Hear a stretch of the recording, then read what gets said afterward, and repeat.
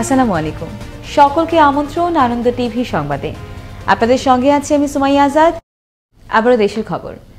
Alibaba গ্রুপের অঙ্গ সংগঠন ও online market place Daraz Bangladesh চতুর্থবারের মতো আয়োজন করতে যাচ্ছে biggest one day sale campaign 11/11। বৃহস্পতিবার দুপুরে রাজধানীর বঙ্গবন্ধু আন্তর্জাতিক সম্মেলন কেন্দ্রে জমকালো এক অনুষ্ঠানের মাধ্যমে বিষয়টি নিশ্চিত করেন দারাজের ব্যবস্থাপনা পরিচালক সৈয়দ মুস্তাহিদুল হক। দারাজের 11/11 ক্যাম্পেইনে আকর্ষণীয় ছাড়সহ থাকবে 2,50,00,000-এরও বেশি পণ্যের সমাহার। 200 টাকা মজুরিতে অতি দরিদ্রদের জন্য ইজিপিপি প্রকল্পের আওতায় ময়মনসিংহ সদরে 40 দিনের কর্মসূচির অর্থ ব্যাংক থেকে ফিঙ্গারপ্রিন্টের মাধ্যমে অর্থ উত্তোলন করে খুশি শ্রমিকরা। বৃহস্পতিবার সকালে উপজেলার চর ঈশ্বরদিয়া ইউনিয়নে শ্রমিকদের অর্থ উত্তোলন কর্মসূচির উদ্বোধন করেন প্রকল্প বাস্তবায়ন কর্মকর্তা মনিরুল হক ফারুক। অনিয়ম এবং হয়রানি বন্ধে 11টি ইউনিয়নের 6,117 জন শ্রমিককে এই পদ্ধতিতে টাকা দেওয়া হচ্ছে বলে জানান উপজেলা নির্বাহী কর্মকর্তা সাইফুল ইসলাম। গাইবান্ধায় বৃদ্ধা মাকে পিটিয়ে হত্যা মামলায় পুত্র জিয়াউল হককে মৃত্যুদণ্ডাদেশ দিয়েছেন জেলা দায়রা জজ আদালত। বৃহস্পতিবার দুপুরে বিচারক দিলীপ কুমার ভৌমিক এই রায় দেন। এর আগে 2018 সালের 12 জুন বিকেলে গাইবান্ধা সদরের শিবপুর গ্রামে মা জহুরা বেগমকে ক্রিকেট খেলার ব্যাট দিয়ে পিটিয়ে হত্যা করে পুত্র জিয়াউল হক। নোয়াখালীর বেগমগঞ্জে রাজগঞ্জ ইউনিয়ন আওয়ামী লীগ নেতা মাসুদ আলম জিকরা ও রাশেদ জিকরা সহ দলের অন্যান্য নেতাকর্মীর বিরুদ্ধে মিথ্যা অপপ্রচারের প্রতিবাদে সংবাদ সম্মেলন করল ভুক্তভোগী ও স্থানীয় আওয়ামী লীগ নেতৃবৃন্দ।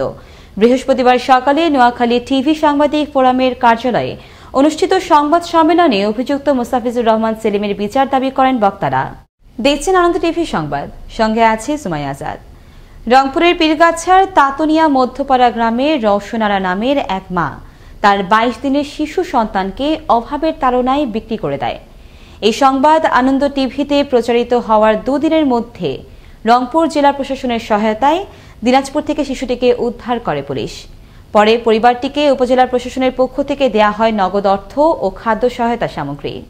এই সংবাদটা পাওয়ার পরে ডিসি স্যারের নির্দেশনায় এবং উপজেলা প্রশাসন এবং পীরগাছা থানা পুলিশের সার্বিক সহযোগিতায় আমরা বাচ্চাটিকে দিনাজপুর থেকে উদ্ধার করে এনে শিশুটির বাবা মায়ের কাছে বুঝিয়ে দিই এবং ডিসি স্যারের পক্ষ থেকে তাদেরকে তাৎক্ষণিকভাবে 30,000 টাকা দেওয়া হয়। এর পাশাপাশি উপজেলা প্রশাসনের পক্ষ থেকে তাদেরকে শুকনো খাবার দেওয়া হয়। কুমিল্লার ঘটনা ইচ্ছাকৃত ও পূর্ব পরিকল্পিত। একটি মহল দেশকে অস্থিতিশীল করার লক্ষ্যে ঘটনা ঘটিয়েছে বলে জানিয়েছেন ধর্ম প্রতিমন্ত্রী ফরিদুল হক খান। বৃহস্পতিবার সকালে কুমিল্লার নানুয়ার দিঘির পাড়ে ঘটনাস্থল পরিদর্শনে এসে তিনি কথা জানান। এই অপশক্তিকে কোনো অবস্থাতেই ছবল দেওয়ার সুযোগ আর দেওয়া হবে না বলেও জানান প্রতিমন্ত্রী। অপশক্তি বলতে যারা দেশের বিরুদ্ধে কাজ করে তাদেরকে অপশক্তি বোঝায়, এবং তারা যে দলেরই হোক না, আমার দলেরও যদি কেউ করে থাকে সে ওই অপশক্তির আন্ডারে এসে পড়বে এবং তাকেও ছাড় দেওয়া হবে না। এটি হলো বাস্তব সত্য কথা। বৃহস্পতিবার সকালে বাগেরহাটের মোংলার মামারঘাট এলাকায় অভিযান চালিয়ে 3 কেজি গাঁজা সহ 2 মাদক কারবারিকে আটক করে পুলিশ। আটক মাদক কারবারিদের বিরুদ্ধে মাদক আইনে মামলা দিয়ে আদালতের মাধ্যমে কারাগারে পাঠানো হয়। দুপুরে তথ্য নিশ্চিত করেন মোংলা থানার ভারপ্রাপ্ত কর্মকর্তা মনিরুল ইসলাম। গেল রাতে টাঙ্গাইলের নাগরপুরে পূর্বপাড়া গ্রামের একটি বাগানে অজ্ঞাত এক যুবকের ঝুলন্ত মরদেহ দেখতে পেয়ে পুলিশকে খবর দেয় স্থানীয়রা। পরে পুলিশ এসে লাশটি উদ্ধার করে হাসপাতালে মর্গে পাঠায়। এই ঘটনায় একটি অপমৃত্যুর মামলা দায়ের করা হয় বলে জানান নাগরপুর থানার উপপরিদর্শক আরফান খান।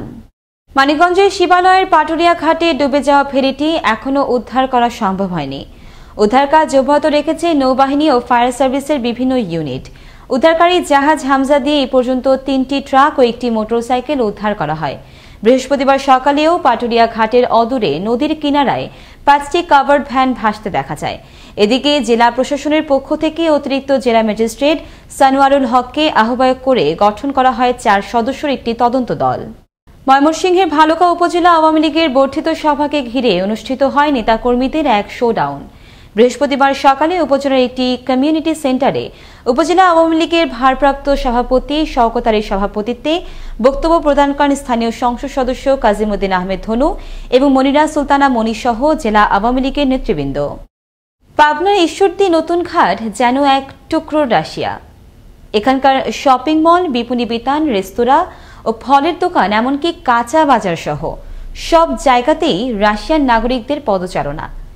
সাইনবোর্ডগুলোতে বাংলা ইংরেজির পাশাপাশি লেখা রয়েছে রাশিয়ান ভাষা। ঈশ্বরদী থেকে বাজিদ বোস্তামির প্রতিবেদনে থাকছে বিস্তারিত।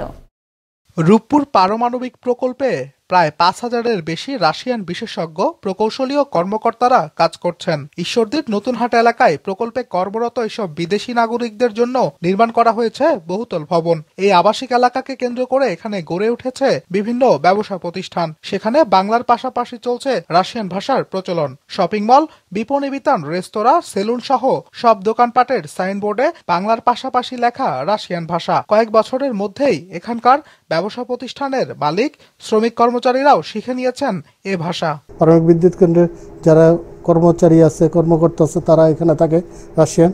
ওদের বেস করে এই মার্কেটগুলি হয়েছে এখানে। সিনিয়র যারা বয়স্ক তাদেরকে দ্রাস্তুইচে বলতে হয়, যারা ইয়াং পারসন তাদের বলতে হয় প্রিভিয়াত, মানে হাই, হ্যালো, বা তারপর বলতে হয় কাকদেলা। বন্ধু বলে আমরা যখনই বলি আসসালামু আলাইকুম, ওরা বলে ওয়ালাইকুম সালাম বন্ধু, কেমন আছো। বাংলা প্লাস আমরা যতটুকু পারি রাশিয়ানদের কথা বলি, রাশিয়াতে খুব সুন্দর করে কেনাকাটাগুলো করে। রূপপুর পারমাণবিক বিদ্যুৎ প্রকল্পের কারণে বাংলাদেশকে বিশ্বের বুকে যেমন এনে দিয়েছে উচ্চতম একটি স্থান, তেমনি রাশিয়ানদের পদচারণায় এই অঞ্চলের মানুষের ভাগ্য বদলেছে। অর্থনৈতিক এবং সামাজিকভাবে উন্নতি সাধন হচ্ছে বলে মনে করছেন স্থানীয়রা। বায়েজিদ বোস্তামি, আনন্দ টিভি, ঈশ্বরদী, পাবনা। এবার আবহাওয়া সংবাদ।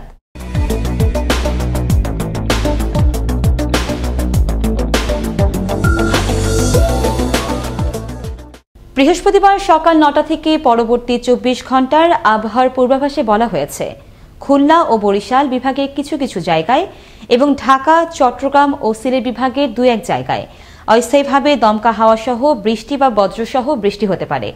এছাড়া দেশের অন্যত্র অস্থায়ীভাবে আংশিক মেঘলা আকাশ সহ আবহাওয়া প্রধানত শুষ্ক থাকতে পারে। তবে সাগরের সৃষ্ট লঘুচাপটির বর্ধিতাংশ উত্তর বঙ্গোপসাগর পর্যন্ত বিস্তৃত রয়েছে। এ সময় সারা দেশের দিনের এবং রাতের তাপমাত্রা প্রায় অপরিবর্তিত থাকতে পারে বলেও জানায় আবহাওয়া অফিস। এই ছিল এখনকার মতো।